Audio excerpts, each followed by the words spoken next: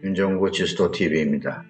오늘은 푸틴 러시아 대통령에 대항해서 반독재 운동을 펼치다가 북극물 살해 위협을 모면한 러시아 알렉세이 나발리에 관한 소식을 가지고 말씀드리겠습니다. 나발리의 풀네임은 알렉세이 아나톨리에비치 나발리, 이렇게 부르고 있습니다. 올해 44살 그런 분인데, 유명 블로거로서 정치적 인물로 떠올라서 러시아 권력자 푸틴의 그 최대의 정적, 가장 푸틴이 골치 아픈 사람이 된 그런 인물입니다. 한마디로 푸틴 대통령의 눈에 가시가 지금 되고 있는 그런, 또 세계적으로 잘 알려지고 있는 유명 블로거입니다. 나발리는 1976년생으로 모스크바주 오브닌스크에서 출생을 했습니다.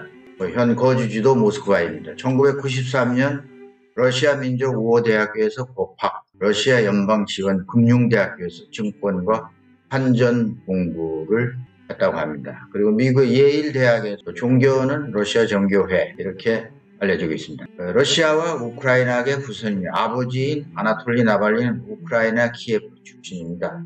우크라이나 혈통을 가지고 있다, 이렇게 볼 수 있습니다. 나발리의 정치 행보는 1999년부터 시작이 됩니다. 대학에서 금융과 법을 전공한 뒤 돌은 러시아 통합민주당인 야블로코당에 들어갑니다. 이 당은 좌익 성향의 당인데, 이 당에 소속된 채로 극우 세력 시위에 참석하기도 하고, 또 반이민 정책을 옹호하는 행보로서 당과 갈등을 있습니다. 당내에서도 벌칙거리가 됐던 겁니다. 그러다가 결국 당에서 쫓겨나서 홀로 서기를 하게 되는데요. 가족으로는 아내인 율리아, 딸 다리아, 아들 자하크, 이렇게 스라의 남매를 두고 있습니다. 당에서 나온 나발리는 변호사 활동을 하면서 2008년 11월 라이브 저널의 개인 블로그를 개설합니다. 뿐만 아니라 포브스 러시아 잡지에 정기적으로 기고도 합니다. 그의 블로그는 특징이 국영기업과 대기업의 비리를 폭로하는 글, 주로 이런 비리 폭로에 글을 올리게 됩니다. 또 정확한 자료를 입수해가지고 자료를 블로그를 통해서 발표하고 공개하는데, 그는 정보 접근을 하는 방법으로 유료 국영회사, 러시아의 그 국영 석유회사라든가 이런 주식을 사서, 이런 회사의 주식을 사서 주주가 됩니다. 주주로서의 영향력을 가지고 행사하는 방식으로 비리를 켰다고 합니다. 그가 사들인 주식이 통틀어 30만 루블어치에 달했다고 합니다. 겉으로는 변호사이지만 사실은 반부패 운동가로서 활동했던 것이죠. 국영 석유기업인 로스네프트, 국영 가스기업 가스프롬, 대형 국가국제은행 VTB, 이러한 거대한 기업들을 표적으로 삼았습니다. 기업 간부의 공금 횡령, 그들 가족의 금융 비리, 대기업과 관련된 부정부패 리스트, 이런 것을 블로그를 통해서 세세히 공개를 하게 됩니다. 여기에 그치지 않고 기업 부정부패를 넘어서 푸틴 정권을 정조준하게 되죠. 그래서 라디오에 또 출연해서 라디오 인터뷰에서도 푸틴 정부를 공격합니다. 그는 라디오 인터뷰에서 푸틴이 속한 통합 러시아당은 사기꾼과 도둑들의 모임이라고 독소를 날리고, 푸틴의 선거운동 조직이 불법으로 국부 자금을 사용하고 있다, 이렇게 날선 비판을 가했습니다. 2011년 11월 러시아 총선 무렵에서는 그는 이미 반정부 세력의 구심점에 와 있었습니다. 나발리는 총선에 푸틴이 개입했다는 정황을 들이대며 나발리를 연호하면서 모여드는 지지자들로 항상 국세통을 이루었다고 합니다. 그의 일거수일투족, 러시아 어딜 가나 사람들이 몰려들었고, 현지뿐만 아니라 세계 언론의 스포트라이트를 받기 시작했습니다. 온라인에서 시작된 나발리의 반정부 운동은 거리 시위로 번졌습니다. 모스크바 시내에서만도 1만 명이 집결함으로써 러시아 정계에 돌풍을 일으킵니다. 그래서 한켠에서는 푸틴 체제하에서 과연 나발리가 저러다 살아남을 수 있을지 하는 불확실한 면과 우려도 있었다고 합니다. 1913년 그는 본격적으로 정권에 도전하여 모스크바 시장 선거에 나서 상대는 푸틴이 공개 지지한 인물인데요. 소비니안이라는 사람입니다. 지지율 70%가 넘는 거물급 정치인입니다.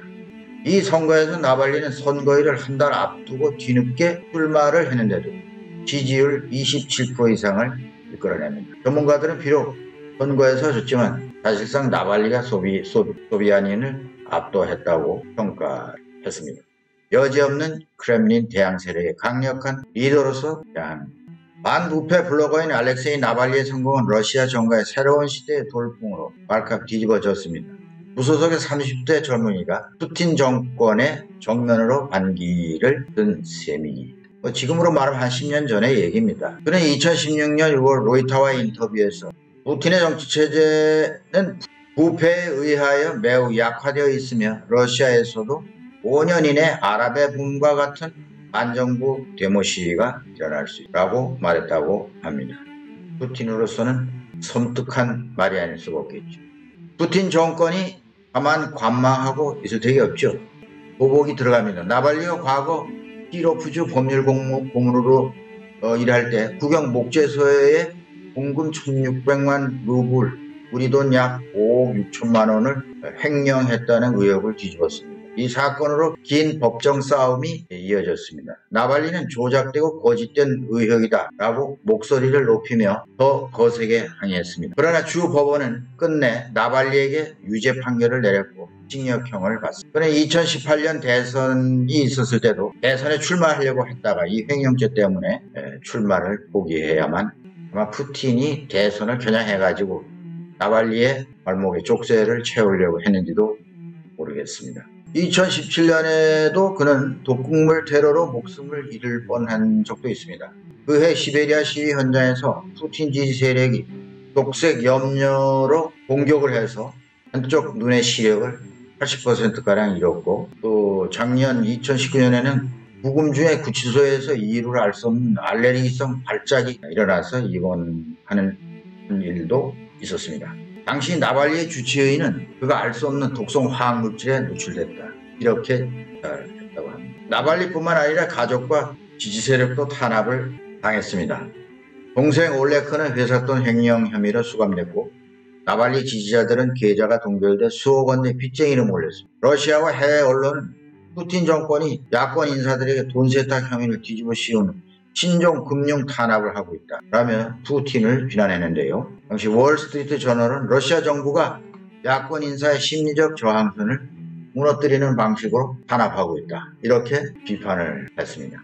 반복되는 투옥과 살해 위협에도 나발리는 물러서지 않았습니다. 푸틴 정권의 비리를 추적하는 반부패재단 FBK를 설립하고 고소 고발로 몰아붙였습니다. 사건 중에 2015년에는 두 아들의 재산 축적을 자기 지위를 이용해서 주도했다고 의혹을 제기합니다. 러시아 검찰총장 유리 카차이카를 고발했습니다. 2016년에는 푸틴의 사위 키릴 샤말로프의 사업에 나라의 예산으로 펀드 자금 지원을 했다는 그 의혹을 가지고 푸틴을 겨냥합니다. 푸틴을 반부패법 위반 혐의로 고소를 했습니다. 엄청난 강골 투사임이 틀림없습니다. 2017년에는 푸틴의 후계자로 불리던 드미트리 메드베데프 당시 총리의 부정축제를 폭로했습니다. 푸틴의 측근인 드미트리 메드베데프 전 총리가, 메드베데프는 한때 대통령도 했습니다. 푸틴이 그 연임제에 걸려가지고 자기가 내려앉아서 총리를 맡고 메드베데프를 대통령에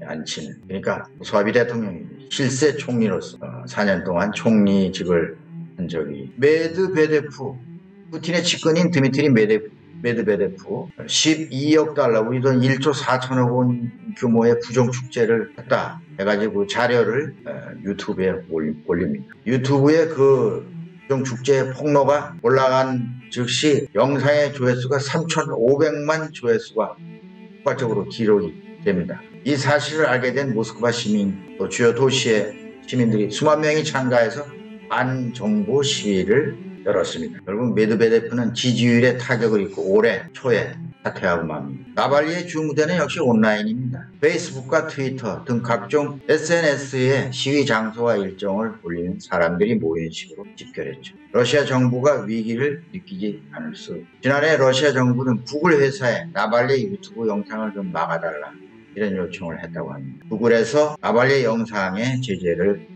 했죠. 하지만 나발리에게는 또 다른 무기가 바로 지지자들인데요. 그는 직접 발로 뛰면서 지지자들을 모으기로 유명하다고 합니다. 어떤 위기에도 위트 있고 과감하게 받아치는 특유의 여유가 사람들의 마음을 바로잡는 비결이라고 합니다. 그의 사고와 관련해 조금 더 말씀을 드리겠습니다. 지난 8월 20일 시베리아에서 모스크바로 돌아가던 중 비행기에 탑승 전에 공항에서 차 한 잔을 마셨는데 이것이 기내에서 독극물 중독 증세를 일으켜 의식을 잃고 말았습니다. 여객기는 예정에 없던 곳에 급히 착륙을 해서 응급치료를 받았지만 러시아 당국의 독살 시도 의혹이 불거져 독일의 한 인권단체가 러시아로 앰뷸런스 비행기를 띄웠습니다. 이틀 후 이 비행기로 베를린에 도착해서 이후 2주간 혼수 상태에서 깨어나지 못하고 있었는데 독일 정부는 그의 몸속에서 치명적 독극물인 노비촉이 발견됐다고 국리실 대변인이 밝힙니다. 노비촉이란 독극물이죠. 냉전시대 말기 옛 소련이 개발한 물질. 1995년에 일본에도 이러한 독가스 살인 사건이 있었죠. 지하철 테러 사건인데요. 맹독성 대량살상 살인가스, 살인, 사람을 죽이는 살인이 아니라 사린, S-R-I-N, 살인 가스입니다. 전부 찰상 화학 무기죠. 말레이시아 공항 김정남 암살 사건의 VX라고 하는 우리가 얼마 전에 익히 들었던 신경성 독가스 역시 일종의 화학 무기로서 피부 노출에 따른 독성입니다. 피부에 닿으면 치명적이에요. 신경작용제라고 알려져 있고 맹독성 독극물로서 신체에 노출되면 신경세포, 간, 소통에 지장을 주고 호흡정지, 심장마비, 근육통, 실금, 배소변을 그냥 조정 못하는 그러한 마비 상태가 오는 거죠. 그런데 노비촉 중독 사망의 경우에는 심장마비로 사망한 사람하고 구분하기가 어렵다고 합니다. 노비촉의 특징이죠. 러시아가 개발한 독극물인 노비촉이 처음 알려진 것은 2018년입니다. 2018년 영국으로 귀화한 러시아인 세르게이 스크리팔이라고 하는 러시아인이 귀화인인데 이중첩자라고 알려지고 있습니다. 러시아에서 암살자를 보내서 독살을 시도했는데 이때 사용된 독극물이 노비촉이었습니다. 런던 남부 솔즈베리에 살고 있던 크리스팔이 딸과 같이 외출했다가 돌아올 때 자택의 손잡이에 손을 잡았는데 노비촉에 중독되어 사경을 헤매다가 겨우 목숨을 건진 사건으로 알려져 있습니다. 노비촉, 살인가스, VX 모두 맹독성, 액체 또는 기체로 사용하는 무서운 화학무기 등입니다. 그 이후에 2년 만에 다시 러시아 당국이 노비촉을 사용했다는 서방 여러 나라가 격려했습니다. 앙겔라 메르켈 독일 총리는 나발리는 독극물을 사용한 살인미수의 희생자다. 러시아 정부가 꼭 대답해야 하는 심각한 의문이다. 라고 했습니다. 다만 2년 전과 다른 점은 2년 전에는 스크리팔 독살 시에도 때는 영국 땅에서 그런 일이 일어났습니다. 이번에는 러시아 자국 땅이니 비난의 강도가 다르긴 하겠죠. 푸틴의 눈에 가신 나발리가 사경을 헤매고 있는 동안 푸틴은 그의 러시아 내 재산을 압류해 버렸다고 합니다. 모스크바 남동쪽 외곽에 있는 나발리의 아파트 법원에 의해서 압류, 그의 은행 계좌도 동결되었다. 나발리는 뒤늦게 이런 사실을 알았다고 합니다. 러시아 법원도 별 수 없습니다. 푸틴이 좌지우지할 수 있는 푸틴의 손아귀에 장악된 이를 입증해준다. 이렇게 보도가 되고 있죠. 현재 독일에서 치료받고 있는 나발리는 완전 회복하는 대로 러시아로 돌아갈 것이다. 네, 다시 러시아로 돌아가겠다고 얘기를 하고 있습니다. 투쟁의 의지가 대단하다. 이렇게 볼 수밖에 없습니다. 독일의 주간 슈피겔지 인터뷰에 같은 돌아가지 않는 것은 블라디미르 푸틴 러시아 대통령이 자신의 목적을 달성했다는 것을 의미합니다. 나는 예전처럼 러시아의 정치 활동을 두려워하지 않을 것이다. 푸틴에게 내가 러시아로 돌아가지 않는 선물을 주지 않을 것이다. 자신이 안 돌아가면 그 자체가 푸틴에게 선물이 된다. 그런 뜻이겠죠. 현재 그는 어느 정도 층계를 오르내릴 수 있고 중요한 것은 정신능력이 돌아왔다는 것이다. 이렇게 말했습니다. 정신능력이 돌아왔다. 정신은 다시 회복이 됐다. 정신적 회복이 됐다. 이렇게 판단을 한 거죠. 자신의 블로그에 올린 글에서 나는 지금 관심사는 중독된 날인 지난 20일 입고 있었던 바로 그 옷이다. 나의 옷. 그러면서 러시아 수사당국이 할당된 30일간의 사전조사 기간이 이 중요한 증거를 숨기는데 이용됐다. 이렇게 주장했습니다. 그는 러시아 당국이 나를 독일로 보내도록 허가하기 전에 백에서 모든 옷을 벗겨낸 후 나를 완전히 벌거벗은 상태로 독일로 보냈다. 내 몸에서 노비촉이 발견됐고 접촉 감염이 아주 유력한 점을 고려할 때 옷은 아주 중요한 물건이다. 증거다. 강조했습니다. 그러면서 수사당국을 향해 내 옷을 조심스럽게 비닐봉지에 포장해서 내게 돌려달라 요구를 합니다. 나발리가 러시아로 돌아가게 되면 어떤 일이 벌어질지 참으로 궁금해집니다. 아직 나발리가 독일에서 러시아로 돌아갔다는 소식은 없습니다.